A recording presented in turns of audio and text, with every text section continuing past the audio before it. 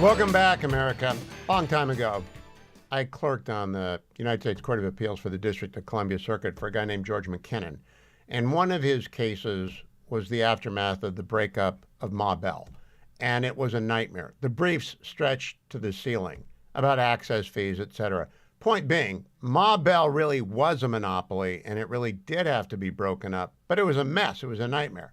Now there's another such case underway, the FTC versus Meta, as in Facebook, Instagram, et cetera.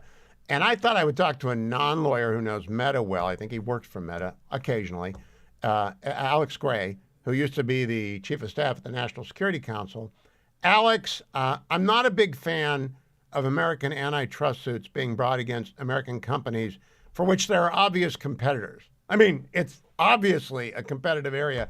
What is the FTC's theory of the case here, and what is Meta's pushback?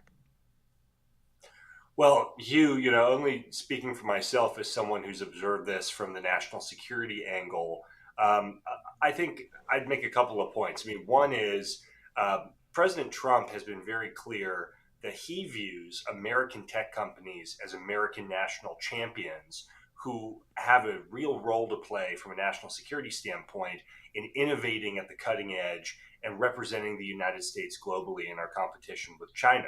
I think it's somewhat absurd for Republican members of the FTC to take the Lena Khan Biden FTC position, which is totally at odds with President Trump's advocacy for American tech. I mean, you remember the Vice President Vance's speech at the AI summit in Paris, where he was making this incredibly eloquent case for American AI dominance on the world stage. That is totally at odds with what's being done by the FTC toward Meta. And I think the president, frankly, if he were following this, and he's got a lot on his plate, I think he would be outraged that the FTC, chaired by one of his own appointees, is doing something to hamstring his own agenda.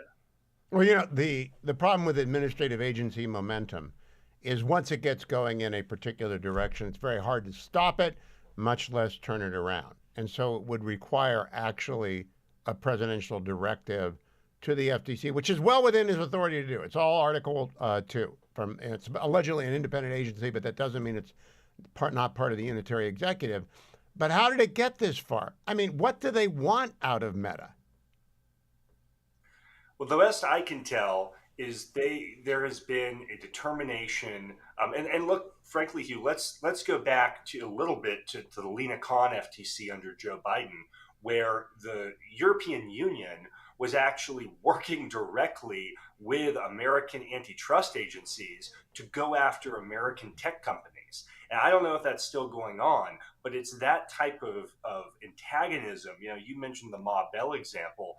As a non-lawyer, I don't pretend to get into the what type of antitrust, the welfare standard and all of this. But what I will say is our large U.S. tech companies are at the forefront of American innovation. And I think it would be foolhardy. I come at this as a national security professional. I think it would be foolhardy for us to take the places that are churning out the most innovative American tech platforms and AI models, especially when you have China putting DeepSeek forward, you have China innovating in rapid pace in quantum computing. I think it would be the height of recklessness for a Republican administration to allow its regulatory agencies to tear up that hub of American tech innovation. I think that would be totally contrary. I want to echo that, because Lena Khan, I want to make sure the Steelers fans who are listening understand this. Lena Khan dropped in via parachute from Yale Law School, where she had written a "We Must Kill Amazon" article, into the FTC, where Joe Biden made her chair.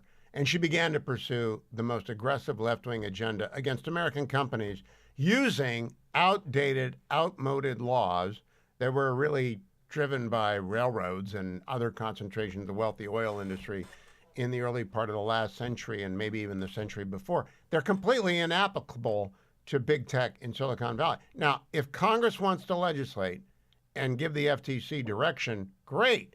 But the whole Chevron doctrine, the reason we were jumping up and down when it got tossed out, is it was supposed to cabin agencies from doing this.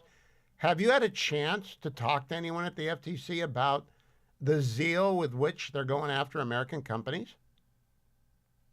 I have not, and frankly, what concerns me a lot more than whether I have, Hugh, is that I don't think anyone at the FTC is talking to the folks in JD Vance's office. I don't think they're talking to people like Michael Kratsios at the Office of Science and Technology Policy, who are spending their days trying to come up with innovative policies so that we are the tech leader for the next century.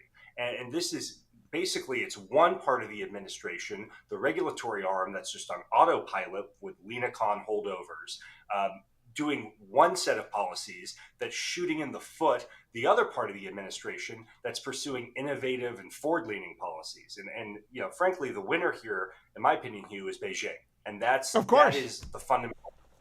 I can't prove it. I won't be able to prove it. But the Chinese Communist Party, if a breakup is ordered, that's the end game for Lena Khan-ites. If they order a breakup, some CCP front will get a hold of part of Meta. I mean, don't you think they'll try, Alex? You know the CCP. Well, the CCP will try, and frankly, even if they didn't, at the Chinese state-owned enterprises that are working on this in Chinese government-run campuses that are doing quantum, that are doing AI, that are doing all sorts of cutting-edge work, they're going to be the winners. They don't have to worry about being broken up. No one's trying to break up the Chinese SOE monopolies. So we're just handing them a victory on a silver platter. Yeah, the opportunity cost of this for Meta and for Google, which is also being sued, and I'm no fan of the politics of a lot of the people that work at these companies, but I don't understand shackling ourselves with hyper ideology of the left. So, last question, Alex. Do you go to the court? Have you ever actually been in an antitrust? It's the most boring day you'll ever spend if you actually have to go to the court. I've never done it. It is not on my bucket list, Hugh. Good. Don't do it. I'm just here to warn you. You're my friend. You and Ambassador O'Brien are my friends. Never go near an antitrust proceeding. You won't get out awake. Alex Gray, great to talk to you from American Global Strategies. I do think it's just amazing to me that Team Trump arrives and the first thing they do is try and break up Meta. It just is so